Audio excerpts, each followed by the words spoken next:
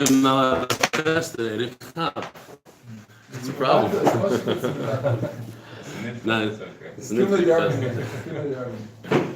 all right, today's my mother's yard site. My mother was 49 years old when she was nifter. She's nifter from the disease. She was the daughter of a big guy. His name was famous. He was Mordechai Savitsky from Boston, a big rav. He was also known as the Eli. He wrote 12 Sfarim.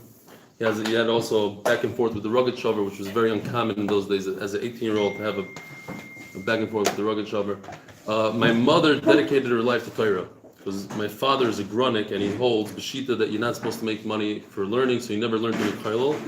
He had a job once as a rebbe in Shar Yashuv, but other than that, my mother, even though we lived in America, she was like a typical Haredi woman from Ramat Shemesh. She had 2 jobs and she's very into Torah. So Rosh Hashanah should have an aliyah, as some of you know. A Thursday night, the Thursday night I always start off Lili Nishmas.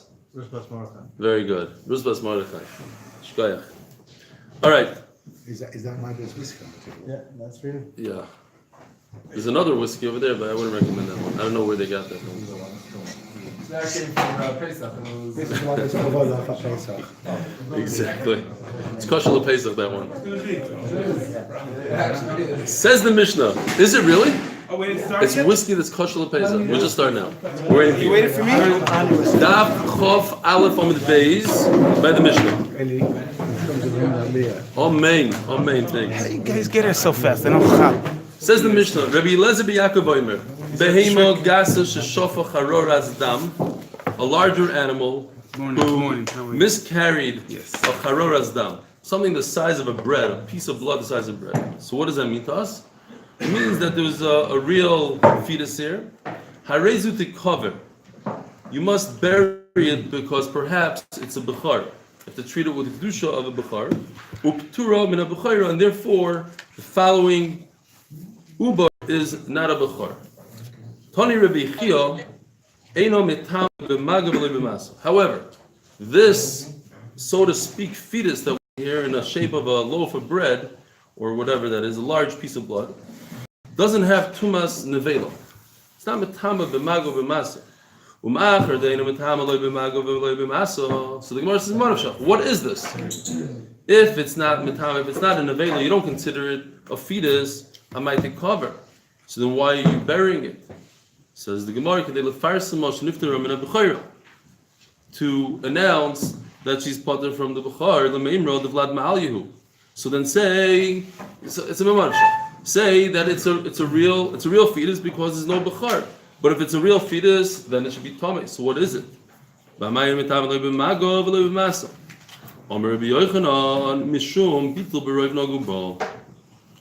Talking about Bitul B'Roiv, that the fetus disintegrated and mixed up with blood and all sorts of other stuff that comes out of the animal, and therefore it's Batul B'Roiv. You have a fetus, just it's not the majority, and since it happened inside, so it became Batul before it even came out. V'azdar Rav Yochanan Tamei, and Rav Yochanan, in explaining this, is going according to his own shita. Domar Rav Yochanan. Rabbi Eliezer ben Yaakov, Rabbi Shimon, Omer Dover Echad. Rabbi Eliezer ben Yaakov, who's Rabbi Eliezer ben Yaakov? The Tana of our Mishnah, who said that you have to bury this bread. And we explained it, that it's Batul B'Roiv. Rabbi Eliezer ben Yaakov, Hoda Amara. Rabbi Shimon Mahi, the Snan, Hashilyo, the afterbirth, Babayis, if a woman gave birth in a house. And all that remains is the afterbirth, Habayis Tomei. Lo Isha Shilyo Vlad. Not that when you see the afterbirth, obviously there was a fetus here. Reb Shimon Omer. Not she gave birth, she miscarried. Miscarried, yes, sorry, miscarried. Reb Shimon Omer, if she gave birth, there's no tumah at all. Reb Shimon Omer, Vlad Nimoik, there's no tumah. The house is tahar. Why? Because the fetus disintegrated. Achalo Yotza, and it's Batul B'Roiv. So you have these two that seem to say the shita of Bitul B'Roiv. Nan we're going quick because we have a very short daf. Ein l'nefalem psichas hakever ad sheyagilu roish. Yeah. If you don't have Eli, it's difficult. Charts. Now, you have a woman who lost her pregnancy, but the fetus is still in her stomach. Does this woman give off tumah? No. Why not? Tumah blua. It's tumah blua, but it's a star. The tumah is within her body, so it doesn't come out. At what point does the tumah come out? And metame ba'oil, says the Gemara. This is not like Rav Shimon. No, this is a full fetus. You're talking about there's no bittul b'roiv. You can only be bittul b'roiv when the fetus disintegrates and looks like blood and mixes with the blood. So Over here we're talking about a serious size fetus over here. Let's see how big it is. Does Rav Shimon give a day for that? Thanks. A week? No, what? Rav Shimon just says it looks like blood, and you don't see anything. You can't tell anything. Over here we could tell. Here, you'll see from the Gemara. So when the womb opens up, there's no the nefel. It doesn't matter if the womb opens up. The head of the fetus must be the size of a pika. A pika is a whirl. A whirl is this right over here. The way you take wool and you put it on a spindle, you tie it over here. You put it in a hook, and this is a whirl. This is like a weight, and when you spin this, I actually have one here. I don't have a real one, but I made one, sort of. This is a whirl. This thing. What it does is that if you take you try to spin the tzemer, right? You go like this. You make a string out of it. So basically, it turns by itself. It keeps on turning because it has this weight. If it didn't have this weight, it wouldn't turn. It would turn two rotations and it would stop. But because it has this what? Like a yo-yo. No. Not like a yo-yo. It's more like a counterweight. Because it's heavy. Take a pencil and try to spin a pencil. How many times is it going to turn around? But you put a nice, what's it called? A disc. Thank you. You put a nice disc on the bottom of a pencil. You go like this. It's going to spin. You could spin the yo-yo that way, not the traditional way of going up and down. But the yo-yo. Right. It's weighted. Oh, okay. You go like this. Right, go like that to the Got it. talking about. So I don't know how large this whirl is. This thing, this disc. on a swing. But there's a few sizes, as we're going to see. And the head of the baby must be this size in order for the woman to emit tumah through her guf and be considered that this head is large enough and that the opening to her womb is large enough for the tumah to come out into the house and be mitam of the house. And If it's a very small fetus, it's not. Have to come out. This head's No. still inside? Yeah. No, the rechem is open, the womb is open, and there's a head. How big is the head? This But size. is the head coming? Has the head come out? It came out. If it came out, then why is it not tummy? We're talking about it's within her, but her womb is open. We're talking about an opening of a womb. She started to be Yeah, she started right. She's in the process of giving birth. What? Dilating. It's like an open pipe that connects to tumah.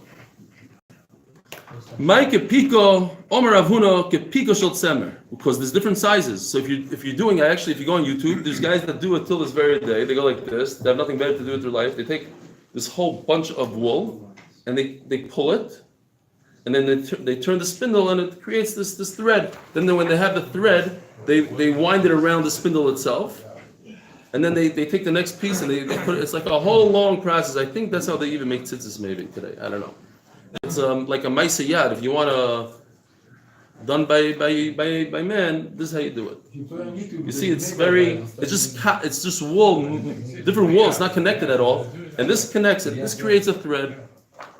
But there's different types. If you're making a thin string, even in tzitzis, there's different size. This is a thick tzitzis, but this is a very thin thread. If you're making a thicker thread, you'd need a heavier counterweight. It's quite a clear concept in halacha.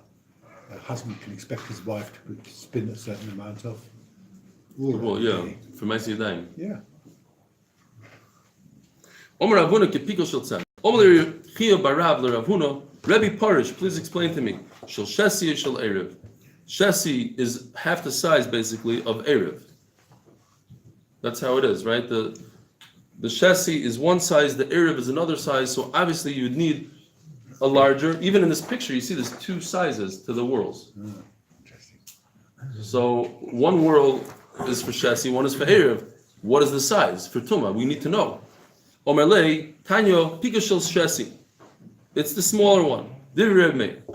Rabbi Yehuda Omer Shel Erev. Rabbi Eliezer Reb Tzadik Omer Mishi wrote to 50 yois. What? So Rabbi Tzadik says it's not important how large the head is. It's not important how large the head is. It's important that if you could see inside the woman her tefifiyos, then that's it. What is my tefifiyos? Omer Rabbi Yehuda, Omer Shmuel, Meshum Rabbi Eliezer, Rabbi Tzadik, Kacha Yimefarshim Yerushalayim, Kepirdo Shekoiras Lohatul Meimel. Like a mule who crouches down, they crouch down more than other animals. Therefore, her rechem is exposed. The nearest pico mitoich pico. You see within her a pico within a pico, a fold within a fold. Basically, you can see part of her womb of the mule. No, So if you could see this, what? I heard from my friends in Yerushalayim. He didn't say I checked. He didn't see it. He's not a chacham when it comes to these things. But what's very interesting is that they both use the word pico, even though they mean completely different things. One is the skin with inside a mule, and the other is a counterweight. But the shear is a pico, meaning if you could see that far in, then it's open enough to transmit the tumah into the house. They must have had an original Messiah that Pico, just they didn't know what it was. Yeah, you're right. Obviously.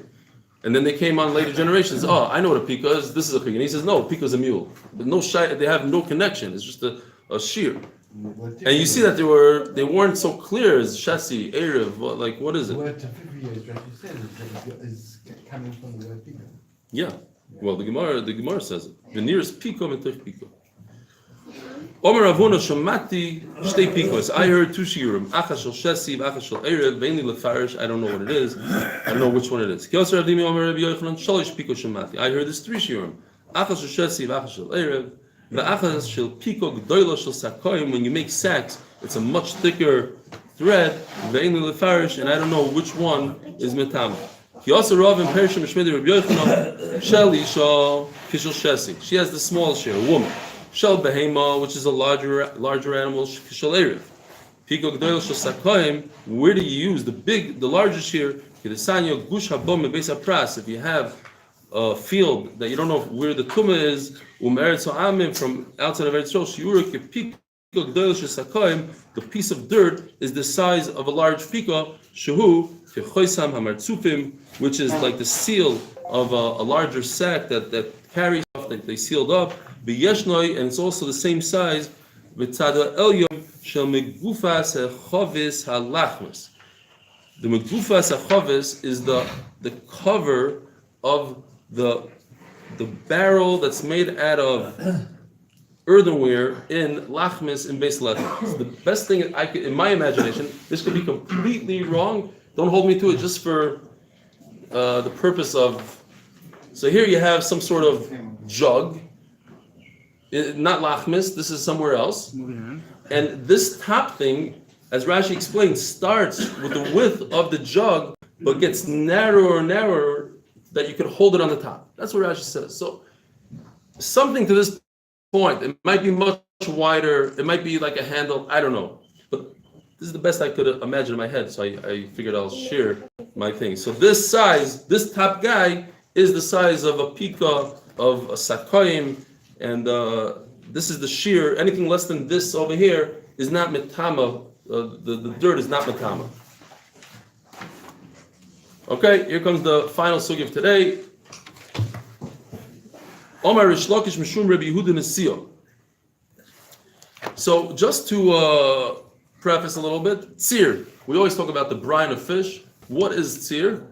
Tzir is, as the Gemara says, always that it's Zeh Ba'alma. It's Pirsha Ba'alma, Zeh Ba'alma. It's the sweat that comes out of a fish. It's not part of the fish. Therefore, very important, it's not Makabal Tumah. It's not food. It's Zeh Ba'alma. How do you make it? It's a mixture of brine, the tzir that comes out, and water. What is this? What? Worcester sauce today. What is it called? Worcester sauce. Worcestershire sauce. Worcestershire. We said Oh, that's Worcestershire. Please. They show you ignorance. That has an OU This was fish on made it. in Roman OU times. fish. in Worcester. And it's based on fish. Really? And It's not that jelly stuff that's in the kedem jar? No, that's, I think we can feel it. Fill the fish balls. it's some sort of liquidy. it was Yeah, it is. a condiment because they had to flavor their food a lot because their food used to go off easily. The meat. It was bland. By the way, you reminded me. Accent So the development. guy said, and he said he'll sell us meat because if we're smoking it, it doesn't matter if it's spoiled or he'll just any meat we put into the smoker, you put it for so long, it just tastes great anyways. That's what he said. So be aware. So they had these sauces. Yeah. Come on, to- come on. All stomach upset. Right, for your things. He already used it. They had these sauces to camouflage Yeah. the flavour. Right, And this was exported all over the world. It was like a brand name, right. Worcester sauce. But that's what it is. And today I don't think they use fish sauce. They don't. Okay. Yeah. They have an OU fish on it. You have to know. Now what's very interesting is, here's the halacha. If you came just for this halacha, if you didn't really know this halacha, it's geshmak and musug. Drinking with gin. Put in their gin. Question, think about it. Could you be metama water? Can water become tummy? Yes. Mikvah can become tummy, but water can become tummy. But here's the bigger chiddush: water can become tar after it becomes tummy. But a loaf of bread that became tummy, what are you going to do to it? You're going to dunk it in a mikvah. It can't become tar. Water can become tar. So now that we know these things, everything is easy. Halikech tzir ma'amaretz. You buy this brine from Amaretz, and you have to be concerned that it's tummy. Amaratzim don't know anything about tumah. Mashikoi b'mayim v'tar mimanashach. Hey, give me 2 cups, please. You do hashaka. Hashaka, we learned a few times. If this is the brine and this is a mikvah, you just go like this. The tops touch each other, and the brine becomes tar automatically. Now, if this was water that's tamei and this was a large mikvah, let's say. This is a pail, I put it inside the mikvah, I did a shaka, don't go by the size. Then this becomes tar also. But now we're talking about that within this water is perhaps tummy brine. Not tummy brine, tummy water. This is a source of cheers. Knock together 2 cups. A shaka to the thing. By the way, that reminds me, you should take another shot. Mashika b'mayim v'tor mimanavshach. Imayo rubaninu. If the water is the majority over here, I could take tamei water and make it tar. What are we looking at? This tzir in this cup, what is it? If it's tzir doesn't become tamei. If it's water, I just did something called ashaka, and I made this water tar. It's great. And if it's brine, it can't become tamei anyways. Mayika, so if you have in this cup only brine, so what are you concerned about? Brine doesn't become tummy. So you're worried about the little water that you mix up in the brine. That's not an issue because it became bottled to the brine. So here's the point of the sugya right here. If I have brine, I could make it tar enough so that you could dunk in your bread and use it as some sort of sauce. But if you want to take the brine and put it into a pot, you cannot do that. Why? Don't get nervous. Very simple. What's in the pot? I take a pot of soup. I have a lot of liquid in there. And then I take this brine that I just did a shaka to. I said, oh, now it's tahar. It's great. And I pour it into my pot of soup. As soon as I pour it into my pot of soup, it mixes with all the liquid in the soup. And now the liquid is a lot more than everything else, and it becomes tamei. It wakes up. In other words, the Gemara understands, Rav Yirmiyah understands that the brine in here didn't become tar completely. It didn't become purified, it became nullified. It's dormant. It's lashon, it's dormant, very good lashon. It's dormant, it sits here, I could use it. But as soon as I add liquid to it, I just made it arrive. Now everything became tamei again. But that's a very, we've not come across that before. Neir. Something becomes. Oh yeah, we did. The ones you had in Tumah. Yeah, we had it. We had it a few times. We had it in Avodah Zarah a lot about pouring wine into another wine, drop by drop. It's mevatel itself in the water, and then too much, it comes back in there. The Gemara is going to discuss now how exactly it works. When does it work? Yosser Avdimi v'kamer lo shmaita. Amalei Abai didn't like this. V'chituma shebatla chazur v'neyira. How could you take something that became batal and then wake it up again, take it out of its dormant stage? Omar lei v'atli tizbira. What do you mean? You also agree to this? I'll prove it to you. But nan, one of the best dapim in the Masechta, the best Amud was nan. Trumot meyo shenafla. 6 lines. They did Salsa Let's see how much this stretches. I can't make more. Tell us about your brother. 8 seconds up. I think if you do the So I have to slap it. Sorry. They say long term, Okay. so usually easy. We have one saw of truma. Now, if one part of truma falls into 100 parts of chulin, so now you have 101 parts. The truma is batal, and you take out any part that you want from that mixture and give it to the kohen. But now we're talking about something else. We're talking about something that's both truma and both tameh. It has 2 problems. It's truma and tameh, and it fell into a mixture of chulin. It fell lemeya chulin ta'arim. There's 100 against it. So now the 100 could be mevatel. Now what kind of chulin? We're talking about chulin that are not kosher, the huchshur l'kabel tuma. You don't have one of the 7 liquids that touch it yet. Rabbi Elazar Omer, Teiroim v'Teirokiv. You need to remove. So nothing became tameh here because it's batal b'roiv. However, you need to remove one part of the mixture, one out of the 101. And what do you do with it? Our girsa here, you might have a different girsa. My Gemara says Teirokiv. Tosis talks about it. There's a concept also of taking it, putting it to the side, and letting a kohen burn it, use the fuel, use the energy. Over the Gemara says it's worse, Teirokiv. Don't even let the kohen use it for heat, because if it became tar again, now you're using truma tahira for fire. You can't. So you let it. Why can't you? Why? Because on the side, Tosis discusses on the side that it's tahar, it became bottle. So now you're using it for fuel. That's not something you do with truma. You're not allowed to burn truma. Shani Omer, he saw shenofla. He saw also. We assume, according to Rabbi Elazar, the saw you just pulled out is the saw. We treat it the same way. It's the same. What fell in came out. And we don't say it's bottle? It is bottle. Why do we keep? But what? Everything is tar. Yeah. We're talking everything is tar. But you have to give something. You have to take it aside. We have to. Oh, you mean it's bottle? Why are you taking it out? Yeah. I thought it's because you owe the coin some money. No, that's You don't at want the to lose out. end. That's chacham, and maybe. No, according to chacham, that's how it is. Let's see inside. I have to get back to that. The chacham moirim tala v'tei ochel nikudim ekloi. So chacham only argue on one thing. They say you don't have to take anything out. It becomes tar, like he said. That it's tala means it's bottle, and he says it's not bottle. I guess it's that's the pshat. It's not bottle, but it doesn't create tumah to anything. It can't spread its tumah because it's not a huchshel kabel tumah. So therefore you just take whatever fell in, you take it out and finish, and then you didn't eat tumah. The reason you take it out is that you shouldn't eat tumah. Chacham say that you're not eating tumah because it became bottle. You just nullified it. So you see where we're getting here. We're getting to this nullified truma. Could you awaken it later on? But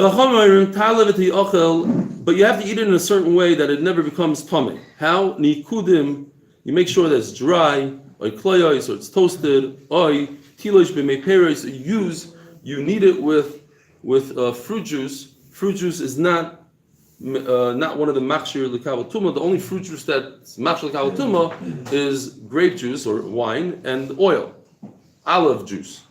Those are the only 2 juices that are machshir l'kabel tumah. The rest, if you do it with orange juice, apple juice, then it's not l'kabel tumah. Oy tischalik li'isois. You split it up into doughs. As long as each dough is 101, less than 101 kibbetzim, so now we assume that whatever fell in was divided equally, so now you have only less than one kibetza that can make tuma in your mixture of dough. Because you need at least a kibetza to make tame. Now if you have 101, so you have less than one kibetza in that mixture. So make sure you have dough that's less than 101. Oh, B'tani Allah. So that's Chacham. Oisim chulin l'Rebbe Eliezer Mati Halein. Should we do Chazar on this? According to Rebbe Eliezer, you took out one, so now you're left with 100 parts. Mati Haleim. What do you do? Says the Gemara, you do the same exact thing that Chacham do. You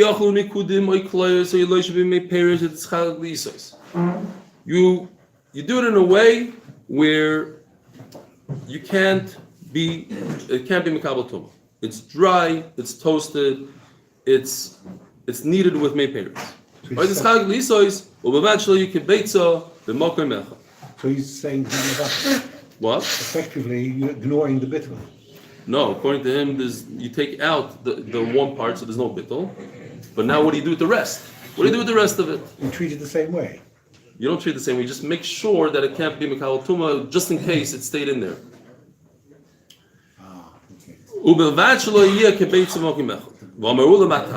So why don't we treat the leftover, the 100, you had 100 parts chulin, one part truma fell into it.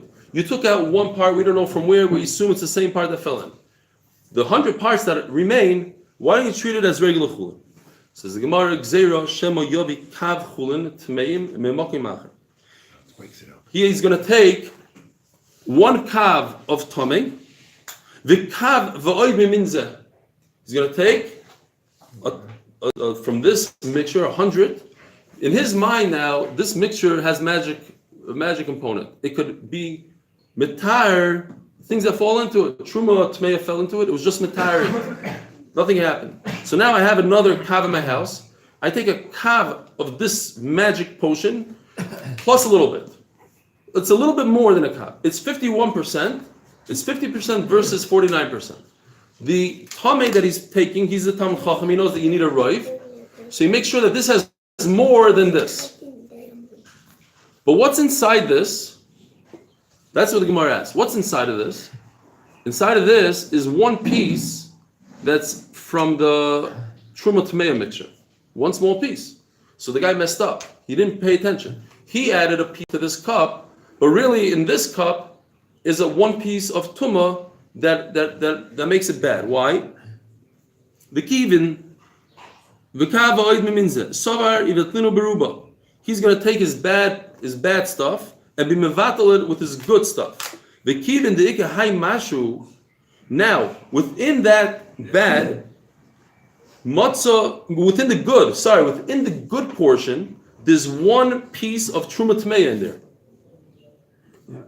Here, you have a candy. What do you have here? Here, this. Fine. This pen is truma tmeya. It's inside. This cup is full of stuff, and we said even though there's truma tmeya in this cup, you ignore the pen completely. This is kosher v'yasher, tahar. This guy takes this whole cup. This is all bad, and he mixes them together. This has the ability to make this tar, because this has more than this. Ask the Gemara, but guess what? When you mix this into here, the pen just turned in to everything that's in this cup. It wakes up. It doesn't wake up, it's tummy now. This is not tummy, it's dormant. Dormant is not tummy. But when I add a full cup of tumah to it, I took a kav of tumah, and added it to this cup. Now my pen is not a pen anymore. It's a kav plus a pen. It's a kav, this whole thing plus the pen. And they together gang up against whatever's in this cup and makes this whole cup tummy. Says the Gemara, beautiful. That's true.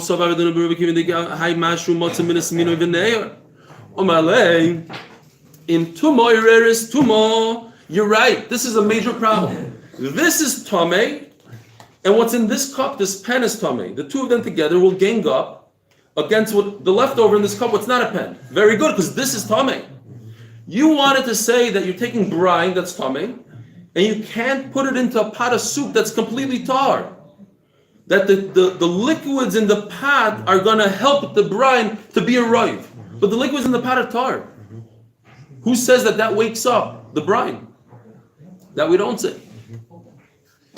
It's important to note that normally we say in the Baklin Lachatchila. Yeah, there's a whole thing here. How can the Gemara suggest that somebody's going to do that? Right. So the answer is that It works. It should work. It just the Rabbanah doesn't work. The thing is in the Baklin Issa. Here we're talking about Tumah. Tumah is not Issa because Tumah, Tommy person. Is that there's a few people discuss it. They're Shainim, they're Achrayim. Yeah, that's Says the Gemara, let's just finish the words. Just because